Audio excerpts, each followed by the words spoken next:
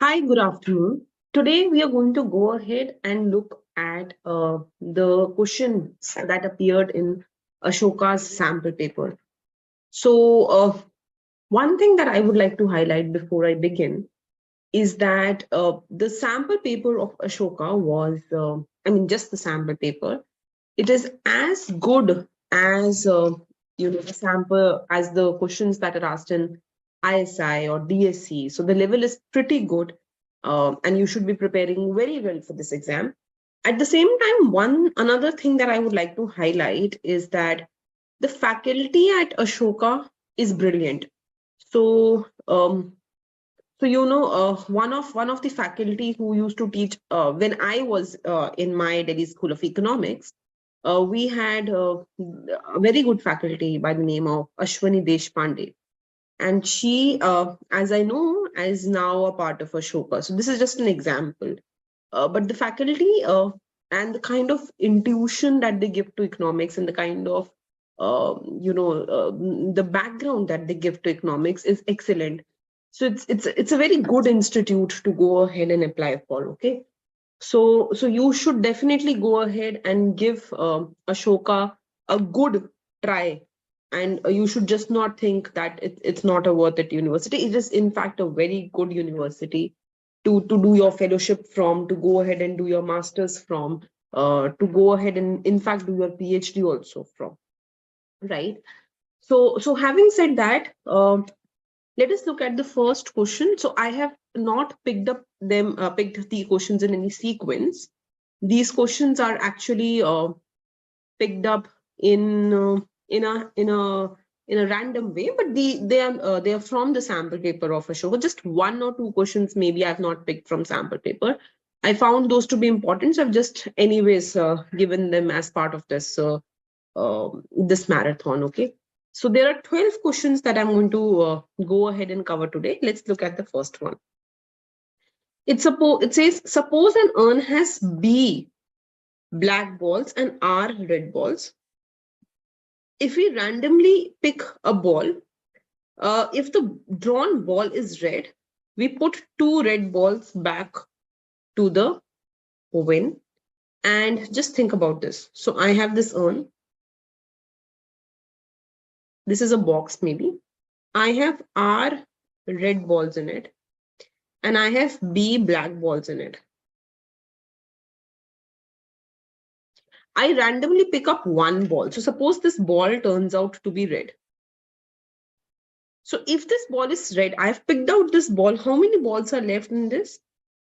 I have one less red ball now because I've picked up one ball, and I have B balls left. But then it says that what you do is you put two red balls back to the win. So what you do is the moment you do this much, you add back two red balls back, right? So what are the total number of balls that you now have? You have R plus B plus 1 balls, right? And how many red balls do you have? So you had R red balls, you picked up one red ball, and then you plugged in back two red balls. So you have R plus 1 red balls. This is what the first sentence says. If the dawn ball is black, this is not blue, it will be black. We put two black balls back to the win. This is also black. Just keep the same color. Back to the win. Then we randomly pick up the ball again. What is the probability that it is red? So it is possible that the ball that I drew was, so just like I did for red, it is also possible that the ball that I drew was black, right? So for example, let us go ahead and take this another case that I have R red balls and I have B black balls. And then I pick up one black ball and I just again put back two black balls. So ultimately I have B plus 1 black balls. And the total that I will have will be R plus B plus 1, right? Now it says, what is the probability that when you draw the ball again, it is red? So I need to find out what is the probability that the second ball drawn is red, right? So this is the case. The first ball drawn is red and the second ball drawn is red. Or the first ball that I drew was black. Make sure that you just keep the same color, please. The first ball that I drew was black and the second ball I drew was red.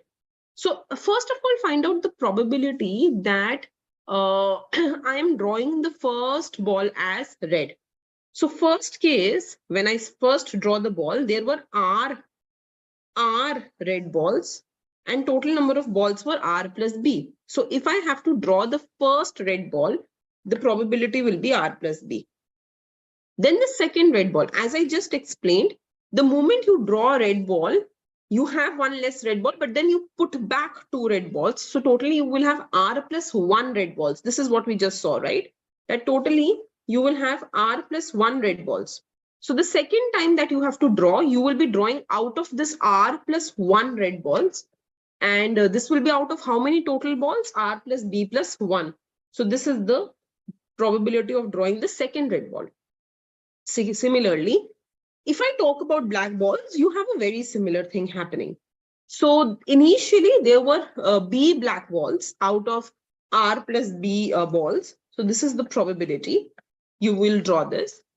And the second time you go ahead and you do that, I want to draw a red ball. Red ball are still R only, right? I added back black balls. Red balls are still R. But the total number of balls, even when I had this black ball being drawn, in this case, red ball are still R.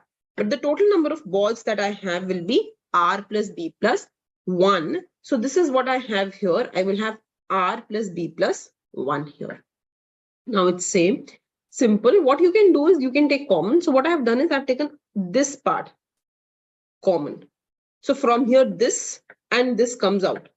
So inside, I will be left up with R plus 1 in the numerator from here and B in the numerator from here, and denominator will be R plus B plus 1. So this will just cancel out and I will have my answer as R upon R plus B. So the correct answer to this question will be A, which will be R upon R plus B. Let us go to the next question.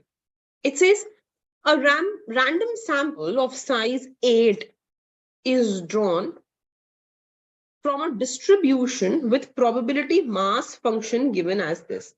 So the PMF that you are given is this. Okay. It says the sample values are 1, 0, 1, 1, 0, 1, 1, 0. The maximum likelihood estimate of theta is. So I'm supposed to go ahead and I'm supposed to find theta's maximum likelihood estimate, MLE. But before I go ahead and do that, I need to go ahead and break it in a particular way. So if you notice here, it says this is when K takes the value 0 and 1. So what I'm going to go ahead and do is I'm going to rewrite this probability function. How? Look here very carefully. I am saying that when K is 0, so just think here. If I go ahead and I put K as 0, what will I get? Theta to the power 0. 1 minus theta to the power 1 minus 0. So it will be anything to the power 0 is 1 into 1 minus theta to the power 1. So this will be 1 minus theta. So if K is 0, the PMF takes the value as 1 minus theta, right? And if K, let's say, is 1, then again I can just go ahead and give this a try. So let me just go ahead and put K as 1 and see what happens. So if I put K as 1, I will get theta to the power 1, 1 minus theta to the power 1 minus 1. So theta to the power 1 into 1 minus theta to the power 0, and this will be theta. So this is what I have written here, that my PMF will become theta when K will be 1. Is this clear? Now, if you remember, then when I have to find a maximum likelihood, what do we usually do? We multiply the probabilities, right? So probability of x1 into x2, and it tells me that there are 8 sample values that it can take. So I need to multiply x1 into x2 into x3 till x8. But I know that when I am going to multiply this, my sample values are ones and zeros. How many ones are coming? 1, 2, 3, 4, and 5. 5 times I see 1. And how many zeros? 3 times I see 0. So if I were to go ahead and multiply these different probability mass functions together, I see that the value 1 comes 5 times. So it will be theta to the power 5. And I see that the value 0 comes 3 times. So it will be 1 minus theta to the power 3. And this will turn out to be my likelihood function. Now, I need to go ahead and maximize this likelihood function. So how will I maximize it? Well, very simple. Just take log on both sides. So if I take log on both sides, I will get ln L is equal to, of course, power comes down, 3 ln 1 minus theta plus 5 ln theta. And now just differentiate it with respect to theta, because the only thing that is under your control is the value of theta, right? So if I differentiate this with respect to theta, I will get this. Very simple. It's a log function. So differentiation of ln 1 minus theta will be 1 minus theta into minus 1. Differentiation of ln theta will be 1 by theta. So when you go ahead and you solve for this by equating it to 0, the maximum value of theta will come down at 5 by 8. So we now understand, this is very interesting, right? If you notice that there were 8 sample values here and 1 was coming 5 times out of those 8 times. And that is exactly what my MLE is coming. So I want you to think kind of whether this is just something that happened by coincidence or whether this will always happen. Okay, so here we have found out that the maximum likelihood estimate of theta is going to be 5 by 8. Okay, let us go to the next question. It says, your neighbor has 2 children. You learn that he has a son, Joey. What is the probability that Joey's second sibling is brother? Now, see, we know, so whenever we do these kind of questions, we know that the sample space usually for 2 children can be boy, boy, girl, boy, boy, girl, and girl, girl. These are the 4 things that can happen if I am planning 2 children. The first can be boy, second can be boy, first girl, second boy, first boy, second girl, and both girls. But here, it is already given to me that the first is a son. So if it is already given to me that the first is a son, then ideally I cannot go ahead and I cannot consider that I can have both of them as girls. This is not possible. I cannot have both of them as girls. It already tells me that I know that not first is son, one of them is son. I know that one of them is son, right? So I cannot consider my sample space consisting of GG. So one of them is son means a B needs to come. Now, it says, what is the probability that Joey's sibling is a brother? The other one is also a son, which means this. So I have this as my favorable, and I have these 3 as my total, right? So it is going to be 1 by 3. This is going to be your answer. Okay. Okay. Come to the next question.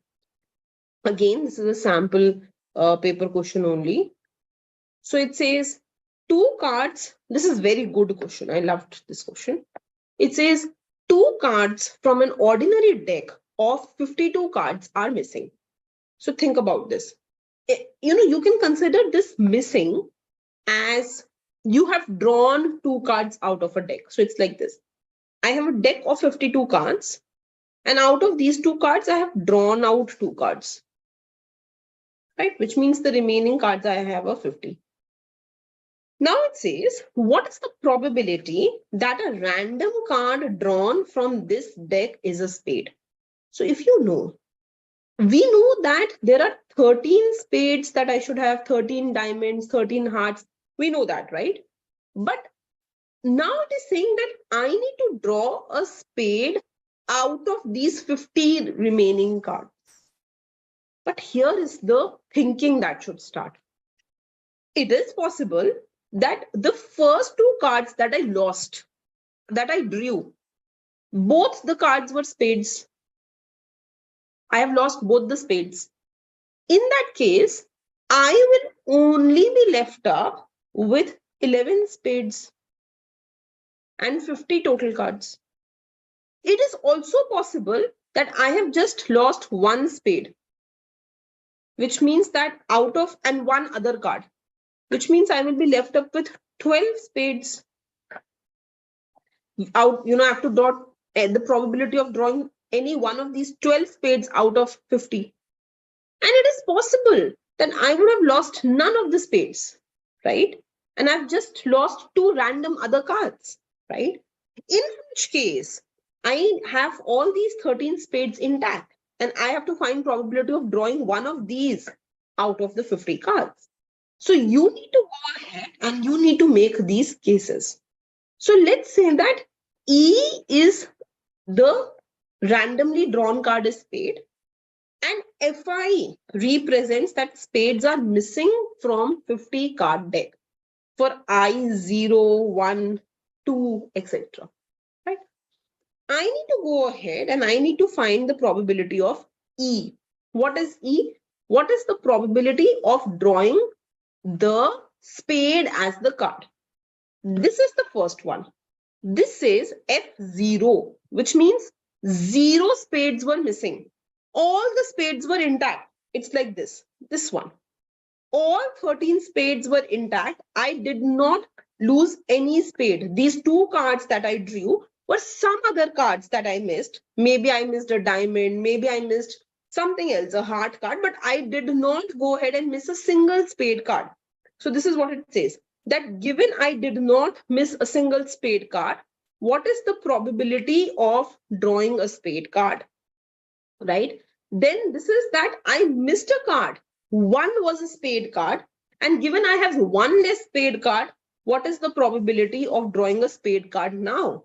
And this is that I have missed out 2 spade cards. Now what is the probability of drawing a spade card? So this is what is going to be probability of E. Let us go ahead and find this out. This is when I missed 0 spade card. So I have all the 13 spade cards intact. Out of the deck of 50 now, 2 cards are missing. So it will be 13 by 15. In 2, when will that happen? How many cases can be formed where I missed 0 spade card? Well, I know there are 13 spades card. So out of 13, I missed 0, 13C0. Out of the remaining 39, I missed 2. And divided by, out of total 52, I missed 2. Let's look at the second one. This says that I have missed 1 spade card. So I have 1 less spade card. There were 13. Now I just have 12. Out of the total, 2 cards are missing. So 50 total cards. So 12 by 50. And how many ways can be formulated in which I can miss 1 spade card? I can miss 1 spade of 1. I can miss a spade of 2. I can miss a spade of queen, a spade of jack. So out of those 13 spade cards, I've missed 1, right? So 13C1. Out of the remaining 39, I have missed 1. And out of 52, I have missed 2. Plus, similarly, you continue the third one. So out of the total 2 cards I have missed both the spade cards, which means I'm left up with 11 spade cards out of 50. So this is what it is here. Into, I have missed 2 from the 13 spade cards. So 13C2. I have missed none from the other cards. So 39C0 upon 52C2. When you solve this, you will get the answer as 1 by 4. So the answer to this question will be 1 by 4. This is a very good question testing how you can solve the questions related to probability. Okay. Fine, let's go to the next one now. This is a non-sample question. This is the only question I added. because I thought maybe it's a good idea to give you some background of trigonometry also, the kind of questions that can come. If alpha and beta are solutions to the problem cot x is equal to minus root 3 in 0 to 2 pi. Now just tell me something, okay? See, whenever I am solving these kind of questions, it is very important that you know which function takes which value where, right? So, there is something which is called as trigonometric circle, which you can go ahead and you can just learn how this is formulated so that you know that, okay, my sine theta takes this value here. And then, my cot theta takes these values there. And then, etc., right? For tan theta also, you can do it. So you need to go ahead and take into consideration how, at what point, which function takes what value. That is going to be very helpful for solving these kind of questions. Okay, let's go ahead and have a look. So it says cot x is minus root 3 in 0 to 2 pi, and alpha and beta are solutions of this, and alpha and gamma are solutions to cosec x being minus 2 in 0 to 2 pi. Then what is the value of this? So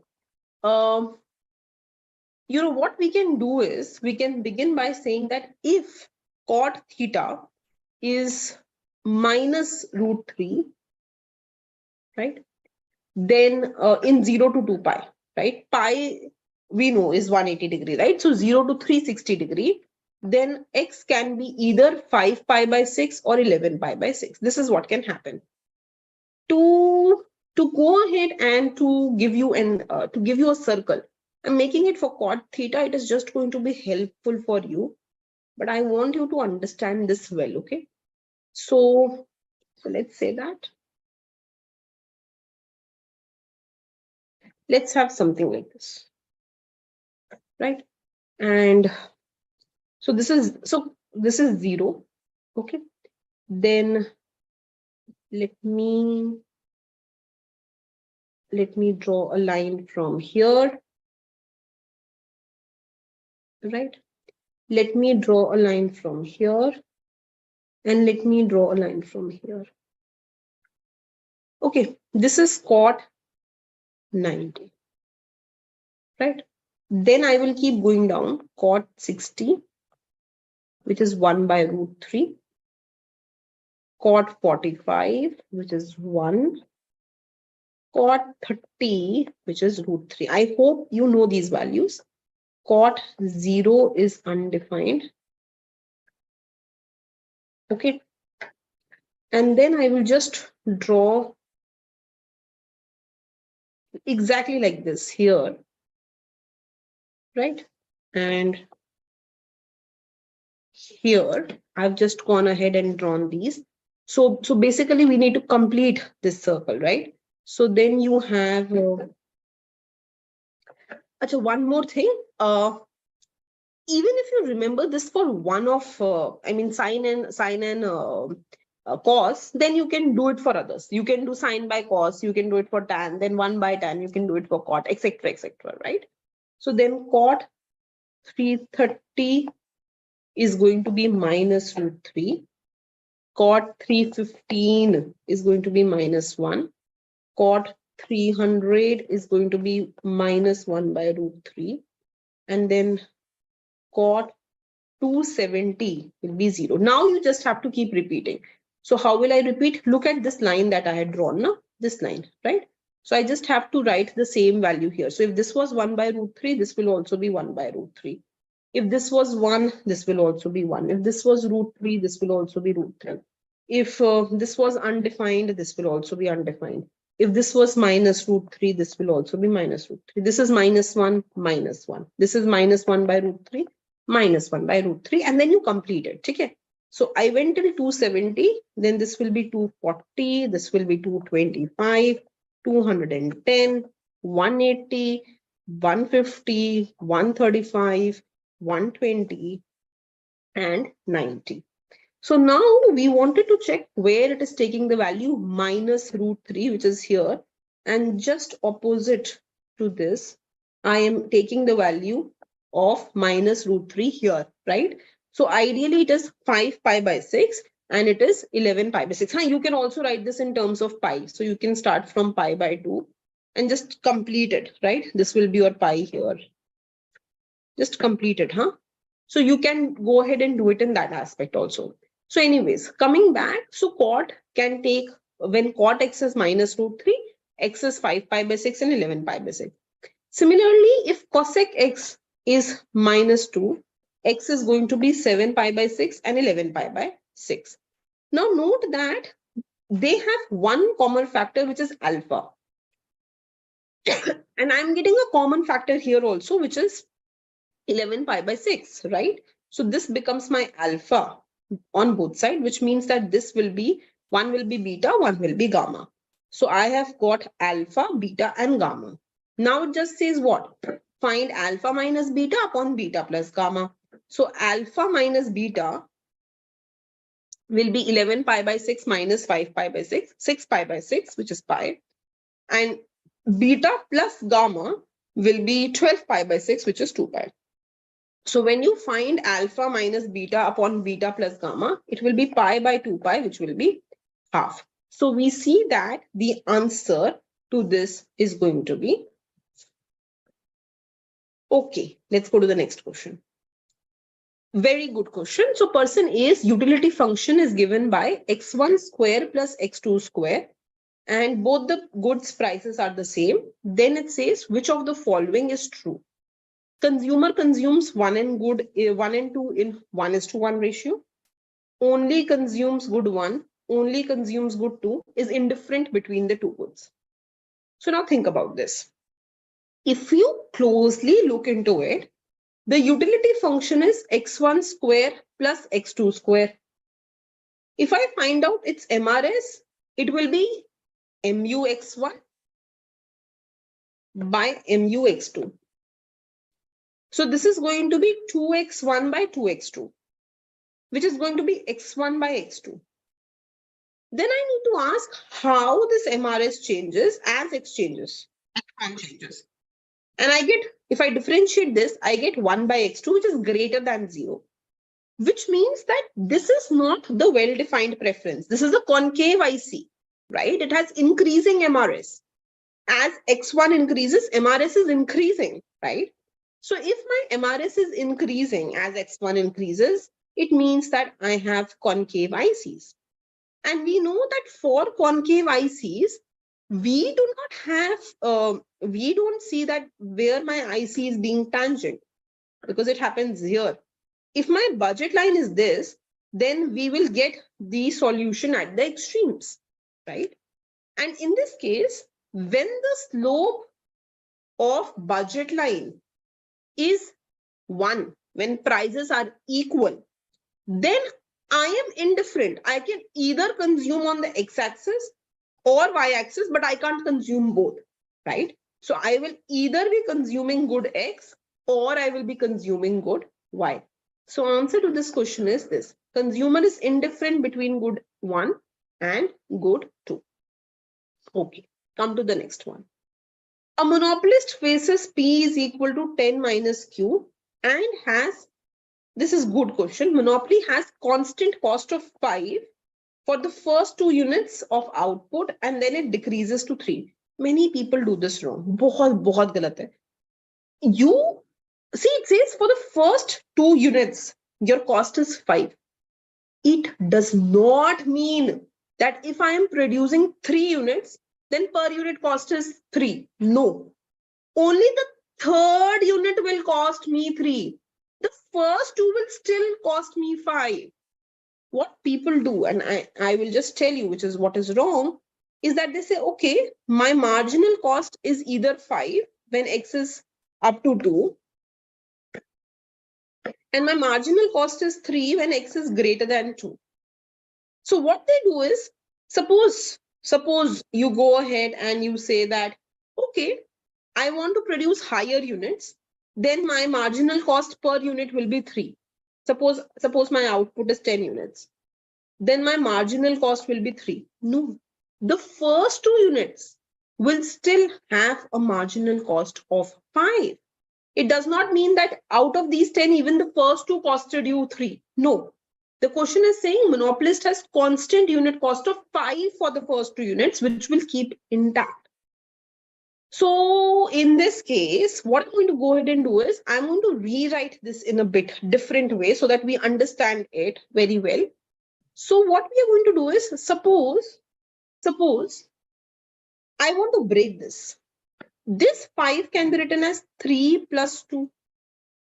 So even when I produce 2 units, I'm going to incur this 3 rupees plus additional 2 rupees, right? When I produce 1 unit, then also I'm going to incur this 3 rupees plus 2 rupees, right? This is what I'm going to do. So till the first 2 units, can I rewrite this as 3Q plus 2 into 2? 3Q plus 4. Now what this does is, when you go ahead and you say, I am producing just 1 unit, I am going ahead and I'm saying I am producing just 1 unit, then I am saying that, look, my cost is going to remain the same. It is going to remain at 5, right? When I produce the second unit, 2 equal to 2, then my cost is going to be 5 into 2, which will be 10. But the moment I start from the third unit, when I produce the third unit, then my cost is going to be 3 into 1 plus 10, which is going to be 30. So if I go ahead and I start from the third unit, when I say that I am producing the third unit, then from the any unit above the second unit, I see that my cost is going to take something like this form. That now it's 3Q, but for the first 2 units, I have gone ahead and I have incurred those additional 10 rupees, right? This is what is going to go ahead and happen in this case. So this is another way of going ahead and looking into this, that, you know, if I go ahead and I produce anything more than the first 2 units, then I need to go ahead and pay for the first 2 units 5 rupees. And from the third unit onwards, my cost is going to be 3, right? So now how do I go ahead and how do I solve this kind of question? You can go ahead and break this function. So let's say that the demand curve is given to me as P is equal to 10 minus Q. Then my total revenue will be 10 minus Q into Q. This is going to be 10Q minus Q square. And my marginal revenue will be 10 minus 2. This is my marginal revenue curve. So if I were to plot this, when my Q is 0, my MR will be 10. And when my MR is 0, my Q will be 5. So Q O MR. My MR is 10 here. And my Q is 5 here. This is my MR. Okay. Now look here. For the first 2 units, I am incurring a constant cost of 5 for the first 2 units. So for the first 2 units, my marginal cost is like this. This is what my marginal cost, not 2. For the first 2 units, your marginal cost is 5. So I'm incurring half of this, something like this.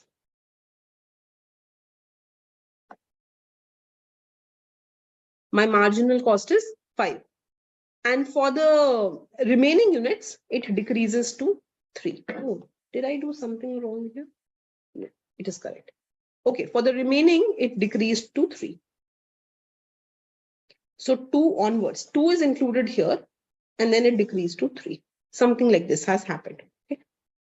Now it wants us to find out what is the profit maximizing output. So I have already found out my marginal revenue, right? And now I just need to see where it equates to my marginal cost curve. So what am I going to do? I'm going to say, okay, my marginal revenue is 10 minus 2Q. I will not equate this to 3. If I equate this to 3, I will get the answer as 7 by 2, which is 3.5. But in this case, I am going ahead and saying that this is directly equated to my marginal cost here. I need to go ahead and consider this. But here is the interesting part. The total cost that I formulated here from the second unit onwards is 3 per unit. But for the first 2 units, I have incurred an additional 4. So therefore, even if I were to find the marginal cost of this, I have accounted for the fact that the first 2 units are 2 rupees expensive by doing this. Then also my marginal cost is coming as 3. So I am not equating because of this direct reason that it is given to me as 3, but because they told me that the first 2 units are expensive, 2 units more. It's 2 rupees more than the earlier one. So I've accounted for the fact here. And then I found out what my marginal cost is, and it still comes out to 3. That's the reason I will now equate it to 3, and I will get the answer as 3.5. So try to understand what I am doing. Okay. Just don't go ahead and equate it like that. So the answer is going to be 7 by 2. If you find this a little tricky, you can just find the profit function also, which will be TR minus TC. This will be total revenue. This will be total cost. Differentiate this and you will get the same answer. So I am accounting for the fact that the first 2 units are more expensive, that each unit is worth 5 rupees. And then I'm coming up with this total cost function. So think about this. If you would have gone ahead and thought that maybe the 5 rupee curve itself is cutting here. Can this happen? This is what you need to go ahead and think, that this is not possible. Because when my MR is 5, when my marginal revenue is 5,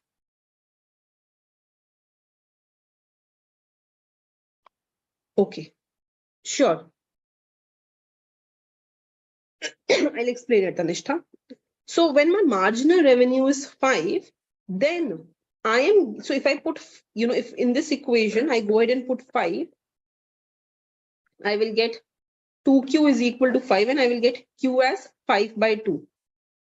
So why should my profit maximizing quantity be 2.5 and I can maximize my profit at 3.5? There is no reason for it, right? So when why should I be producing 2.5 units when I can in fact be producing 3.5 units? That's the first thing. Second thing, this equation holds as good as Q up to 2. But here I'm getting Q as 2.5. So this is a deviation from what I did. So this is incorrect. Okay, Tanishta. So I'll just explain how I got this total cost function again. So basically what it is saying is, it is saying the cost is 3 per unit after you have produced the first 2 units. So imagine this. I produced my first unit at 5 rupees. I produced my second unit at 5 rupees. And then the third unit onward, I'm producing it at 3 rupees. Even if it is a continuous function, only till the first 2 units, I incurred 5 rupees. But now I need to produce a function out of it. How will I produce a general function that takes care of the fact that from 3 units onwards, I consider the first 5 rupees that I have incurred? So what I do is, I say this 5 is 3 plus 2. And this 5 is also 3 plus 2. So now I can say that, look, This also incurred 3 units, 3 rupees, but additional 2. This incurred 3, but additional 2. And then this incurred 3, 3, 3, and so on. So what I do is I say, look, definitely 3 per unit is coming. That is not going anywhere. 3Q is there. But then for the first 2 units, I have these 2 extra. So 2 plus 2 is 4. That means for first 2 units, I have gone ahead and incurred this extra money of 4 rupees. And then from third unit onwards, I am safe. From third unit onwards, I just incurred 3 rupees per unit. So this means that if I were to produce 3 units, what would have been my cost? First unit at 5, second unit at 5, and third unit at 3. Total cost would have been 13. And when I put in this function, Q equal to 3, I get 9 plus 4, which is 13, which is the same thing. If I were to produce 4 units, first 5, second 5, third 3, and fourth 3, that means I would have incurred 16 rupees. Let me just check here. So 3 into 4 plus 4, 12 plus 4, which is 16, which is giving me the correct answer. So whether I add it in this way, that first 2 at 5 and then the next 2 at 3, or I just make this function that every unit definitely 3, but then for the first unit, I must have incurred 2 extra, which means 4 rupees for the first units. It gives me the same answer. That is why I am able to make this, right? If not, you can just go ahead and give this a try. Equate different marginal costs to MR and see where you make sense out of it. So when I equated marginal cost of 5 to my marginal revenue, I got Q as 2.5, which is wrong because marginal cost of 5 only holds till Q equal to 2. And I'm getting answer as 2.5. This is incorrect. So which means that I must equate this marginal cost to my MR. And when I equate this to this, I get the answer as Q equal to 3.5. And this is correct because this marginal cost was for Q greater than 2. And here also we see the same thing, that Q is coming greater than 2. So it's a very good question, but I would really love if you understand how you formulate the total cost in this. Is this making sense? Okay, so now let's go to the next question. It says, Charu loves apples and hates bananas. Her utility function is given by this. Sandeep likes both apples and bananas. Charu has initial endowment of no apple and 8 bananas. Sandeep has 16 apples and 8 bananas. Price of banana at which Sandeep can consume exactly 16 bananas is. Again, a sample paper question. See, ideally it is asking me to find competitive equilibrium. If I want to find competitive equilibrium, I need to understand that, Charu hates bananas.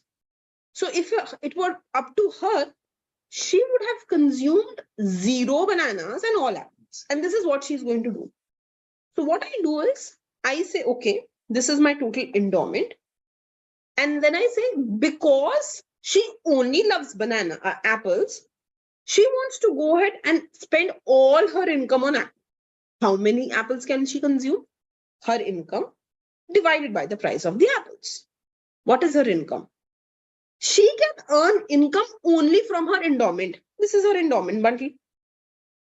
So 0 into PA plus 8 into PB. This is her income, right?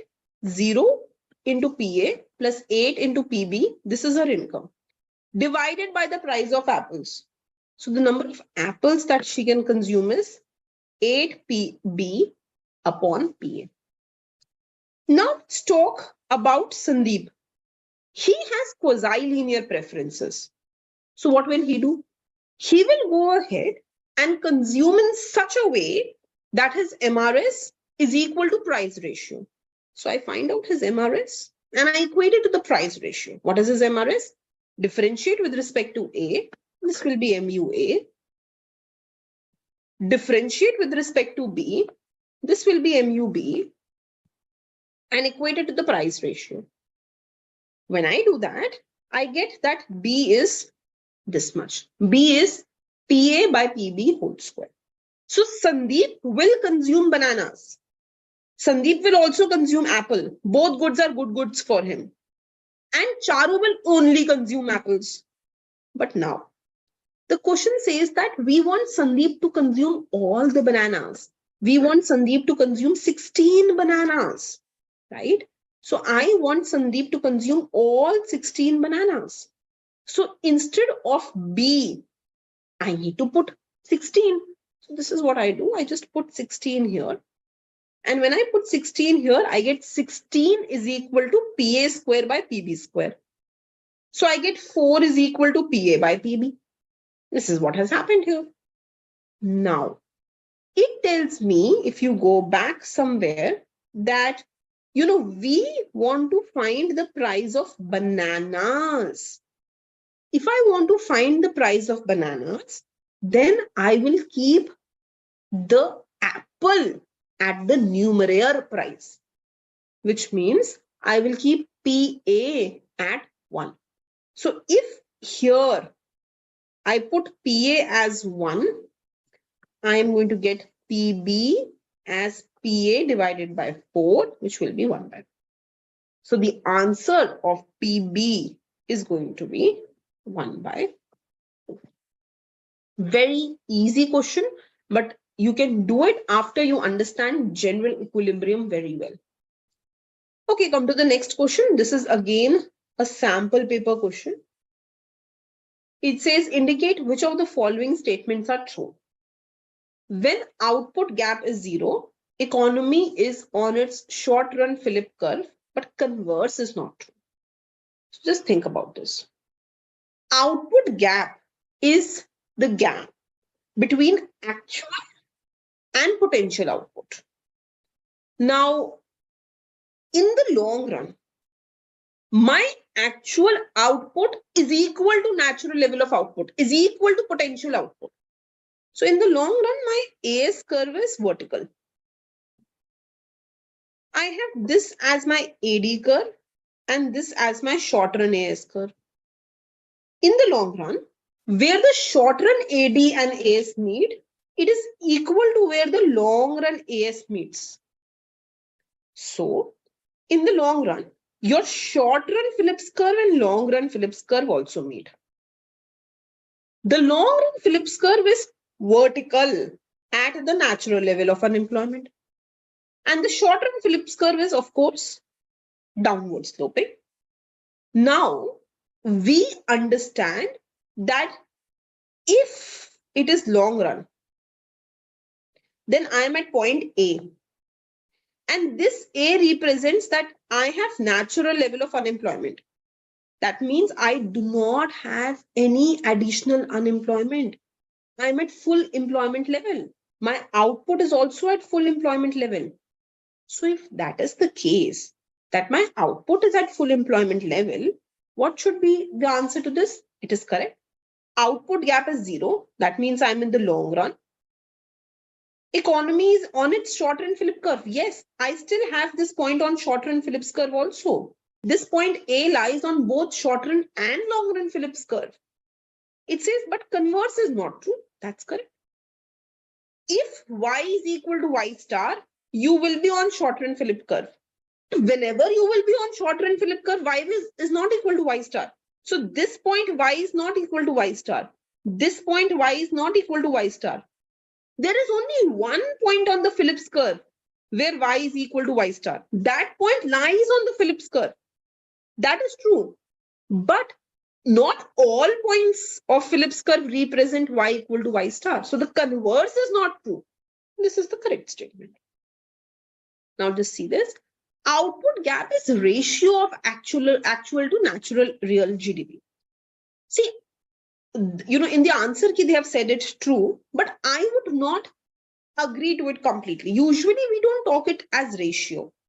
Usually we say it as a gap between actual and potential GDP. And if I were to find it in percentage, then I would say What is the gap between actual and potential GDP divided by potential GDP into 100? This is your answer in terms of percentage.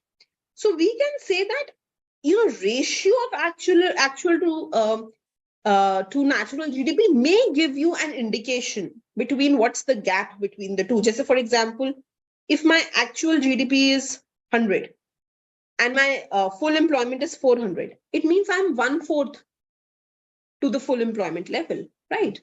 This also gives me a good enough hit, but actually my gap is what I want to cover, which is 300. This is a more realistic thing that I want to do. Okay, come to the third one. A shift of supply curve results in negative output gap. This is definitely false. Why? Because they did not give you where this shift is. Is this a rightward shift? Then you will have y greater than y star. Or is it a leftward shift? Then you will have y less than y star. So unless you tell me which shift, I can't tell you whether it is a negative output gap or positive output gap, right? And last says, when output gap is 0, inflation is steady. This is correct. Let's have a look here. So what you can do is, you can write the equation of the Phillips curve, which is this. Now, output gap 0 means y is equal to y star. If y is equal to y star, u will be equal to u star. If u will be equal to u star, this will be 0.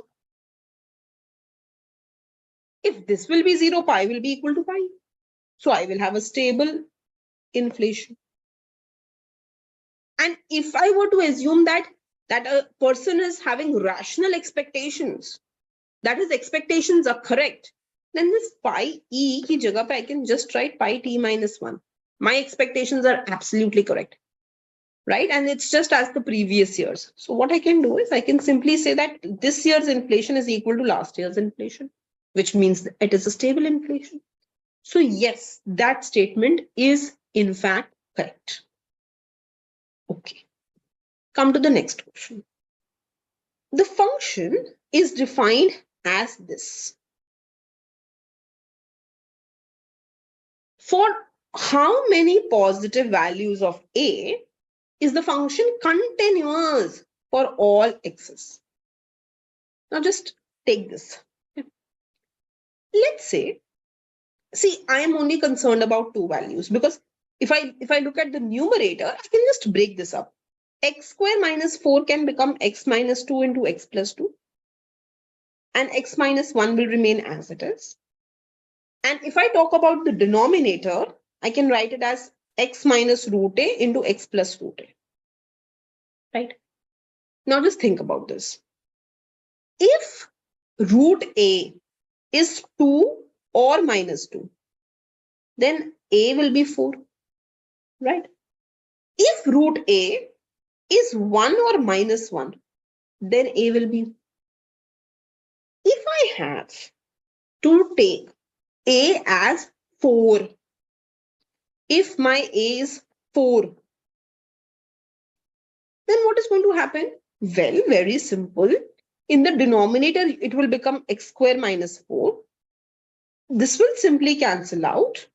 I will get a function x minus 1. And this is continuous everywhere. X minus 1 is simply a line which is continuous, right? So when I talk about this function with a equal to 4, it becomes a continuous function. But now let's say that a is 1. So if a is 1, the denominator will become x square minus 1. So when I break the denominator, this is going to be what? This is going to be x minus 1 into x plus 1. And my numerator will be x square minus 4 into x minus 1. So this will get cancelled. But in the denominator, I will be left up with x plus 1. And I cannot have my denominator as 0. So I will have a discontinuity at the point my denominator is 0. Right? So when I took the value of a as 1, I saw that this point occurs. And when this happens, my denominator cannot be 0. So this is a point of discontinuity when a is 1. And then I just checked it for 4 and 1 because they linked to the numerator. But for any other a, this is possible. That, suppose my a is, let's say 9, right? So what will I have? I will have something like this. X square minus 9. So I will have something like this. X minus 3 into x plus 3. And I don't want my denominator to be 0. So I don't want my x to be 3 or my x to be minus 3.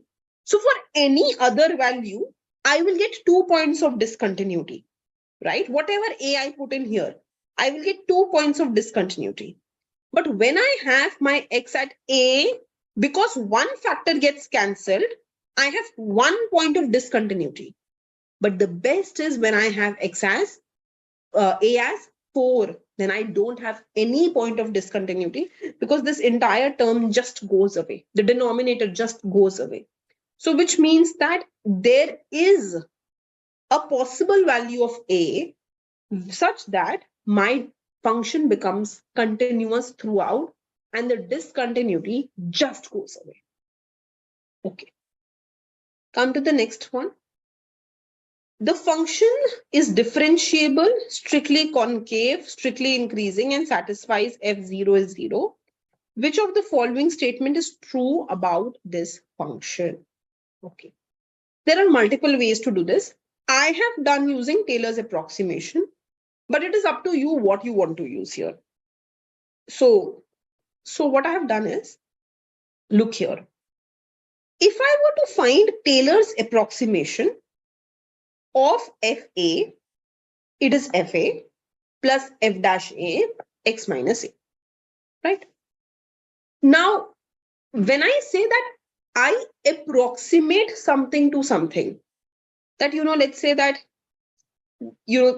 find out the value of the function, a big function is given, and then I say it's approximate, suppose something like this, x plus 10 to the power 100.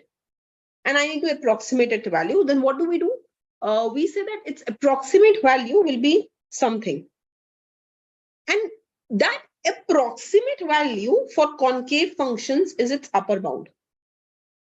It is given to me that the function is concave, right? So whatever approximate value I have, that is going to be the upper bound. Usse zyada nahi hoga. That's the approximation. That's the highest value it can take. So the approximation is, it is bounding it above. What does it mean that it is bounding it above? That whatever approximation I have found out, it is the value of the function at max. So the value of the function is less than or equal to that value, right?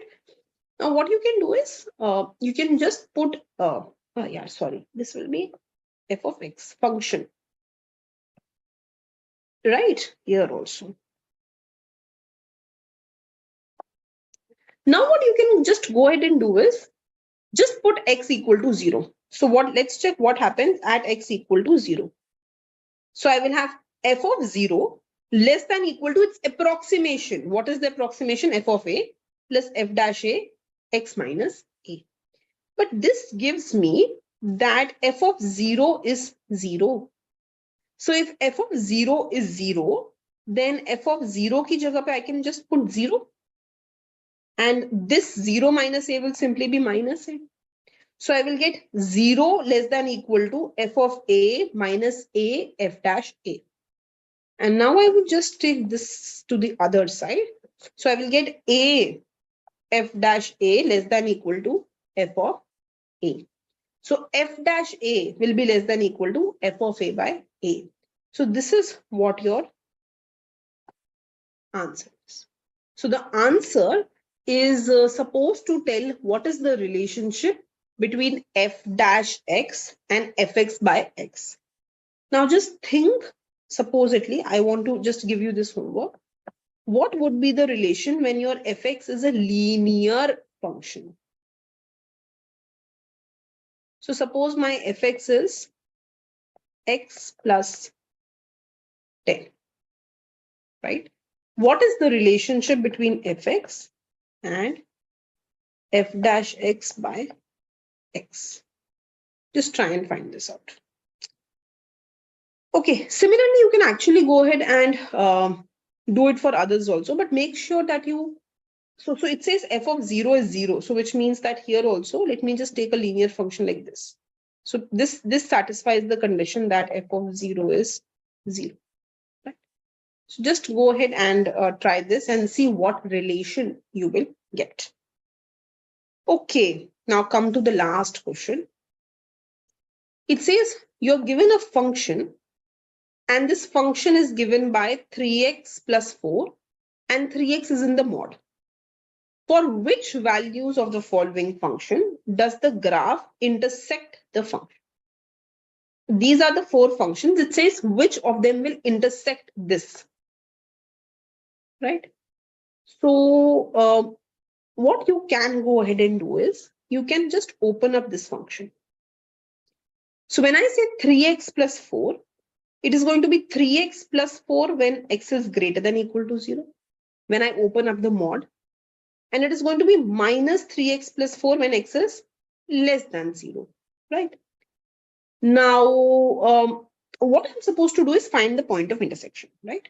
So what I do is, first I will, to find intersection means you have to go ahead and equate. Ek value of y ye raha, the other value of y is this. You just have to find which x they intersect at. So supposedly I start with the first one with x minus 2. So what I do is, I say let 3x plus 4 equal to x minus 2. I start with this. So when I equate 3x plus 4 to x minus 2, I will go ahead and get 2x as minus 6 and x as minus 3. But I can only solve this intersection as long as x is greater than or equal to 0. And the x that I'm getting here is negative. So that means this is not the correct intersection. This function cannot intersect because this line only is valid for positive x's. And the point where they intersect is when you have x as minus 3. So if I were to show this, it's something like this. This is my 3x plus 4 graph. This is my line. Let's say this line is x minus 2. If I were to extend this, if I were to extend this somewhere here, something like this, they would have intersected at x equal to minus 3. These two curves would have met, something like this. They would have met at x equal to minus 3. But this is a mod function. It does not exist for negative values. And for positive values, there is no intersection. So therefore, the first part is incorrect. This function does not intersect this. Now look at the second one. Let's say I need to check for 2x minus 2. So I equate 2x minus 2 to 3x plus 4. And I again get x as minus 6. But this is 3x plus 4 part. This function is only valid as long as x is greater than or equal to 0. This is also incorrect. Then I check for the third one. 3x plus 3 and 3x plus 4. You don't even have to check. These have the same slope. Iska bhi slope 3 hai, iska bhi slope 3 hai. The coefficient, right? So they have to be parallel lines. They cannot intersect. So this is also not possible. You can also check here. If I equate 3x plus 4 to 3x plus 3, I get 4 equal to 3, which is not possible. This is incorrect. Finally, I come to the last one, 4x minus 2, and I equate it to 3x plus 4. So when I equate 4x minus 2 to 3x plus 4, I get x as 6. So 4x minus 2 should have been a down, So if you have y is equal to 4x minus 2, you can just go ahead and plot this, that when x will be 0, y will be minus 2, right? And then as you keep increasing, x, y will keep increasing. So when x is 0, y is minus 2. It starts from here, but then it increases. And now these two actually, they meet. Where do they meet? They meet when x is 6. So I do see that they are intersecting. This is the point of intersection that I have, right? So which means that this fourth one is correct, because when I combined this function with this, I got a positive intersection, and this is correct that I wanted x to be greater than or equal to 0, and this is happening. But this is not enough. I have done it partially. I've explained it partially. Try it for the other side also. So maybe that the line does not intersect on the positive quadrant, but it may intersect on the negative quadrant, right? So you should complete your analysis. So for x less than 0, my function was minus 3x plus 4. When I equated it to the first function, to this one, I found out that x is coming positive, but I wanted x to be negative, which means no, it cannot intersect even on the negative part, because it is giving me positive x when in fact I wanted negative. Same you can check for the second one. It is giving me positive. I wanted negative. You can check for the third one and fourth one. It will always give positive. You wanted negative. So no other intersection possible. Only this function intersects this modulus function once, which is on the positive side when x is 6. And that's the answer. So we will just mark it with D. Okay. So I think that the questions are good questions. If you compare it with the level of other exams, right? They would be on a little higher level. You should go ahead and at least practice. The level of this is at least as much as what you would have got in 2006, 2007 DSC. At least that's the level which I would like to suggest, right?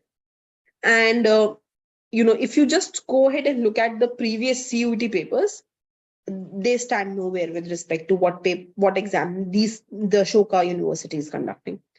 So go ahead, practice the past year papers of DSC, at least the previous very, very early papers, 2006, 7, 8, 9, 10. Ye wala level to utna is there here also, right?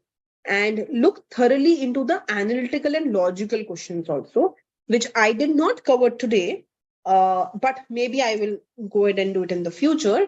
But I want you to go ahead and have a look at those questions also, because they are going to come in the exam. Okay, thank you.